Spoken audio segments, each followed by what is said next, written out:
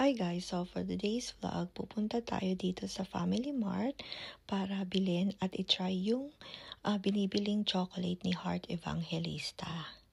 So ayan, hanapin natin dito sa loob. So ayan. And then finally, ayan siya guys. Binibili ni Heart ito dahil sugar-free. So ayan, hindi ko napansin, meron pa palang isa. So ayan, magbabayad na tayo. And then, later after work, itatry natin yan. So, alright guys. So finally, ayan, nakauwi na tayo from work. So ayan, itatry na natin siya. So, ayan. So, nahirapan lang ako buksan dahil mahaba yung kuko ko. So, ayan na. So, masarap siya, guys. So, comment down below kung na-try na ninyo ito. So, and then, tatry natin yung isa pa.